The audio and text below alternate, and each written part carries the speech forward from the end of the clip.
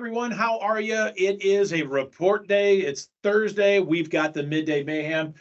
I'm Steve Georgie with Ryan Etner again here today, and wanted to break down for everybody really what's happening. So, Ryan, I'm just going to turn it over to you. Tell me what's going on here, at least after this report in the grain market. Post-report, again, the estimates were looking for at least a slightly friendly report in corn, just like we were looking for in January, but instead, they did not raise exports, and I think that's what most analysts were looking for, a slight increase in exports.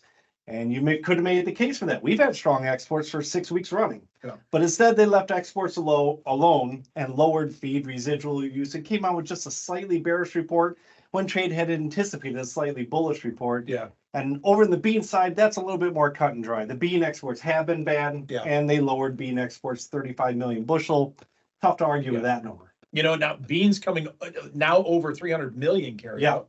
Yeah. You know, I know right now, if we're looking at it currently, the trade is right around this steady to maybe even a little bit better. What's your take here? I would say the trade had pre-sold going into this report. So even though analysts were looking for a slightly bullish corn report, maybe traders never really bought into that in the first place. So the report reaction might be limited, or maybe even tomorrow could find a profit-taking Friday bounce. Yeah, you know, and that's the grain market. You look at really, I guess the biggest surprise for me is the Brazil soybean number. Everybody's been lowering that, CONAB lowering that number, and USDA basically saying, guys, we just don't believe it. Yeah. And so that was kind of the kick in the face for me today for soybeans, at least. Yeah. You know, so the other side of it is, tell me about livestock. We had a strong move this morning for livestock. Yeah, surprising. Yeah, we had a Tuesday bounce where we didn't have much news to go with it, but it strongly looked like fun buying. Yeah. We didn't get a confirmation from the open interest report, but we would still lean towards most likely being fun buying. And then another brief round of that again this morning.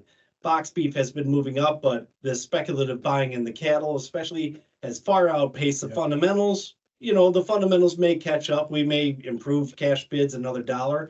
Right now they stand at steady, so we can assume maybe about a $1 higher cash trade, but the fundamentals are slowly moving up. Just the futures have jumped way out in front of it here short term. And not only that, on the technical side, right? Looking at the charts, we filled some price gaps. Yeah. We've had some targets on these charts, right? And it was almost like this morning when everybody's kind of calling things maybe a little bit steady to easier this morning, and it just jumped out of the gates. Markets just kind of went.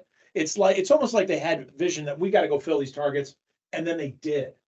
You know, I think do we fill the gap in the front month, the April? The April we did not. We came close, didn't do it. So we still have that chart gap. And then there's one more slightly above that yet. So, I mean, you could make a case just for trying to fill chart gaps. Maybe we will find more speculative buying. Well, definitely mayhem out there today, and certainly stay in touch with us if you've got questions.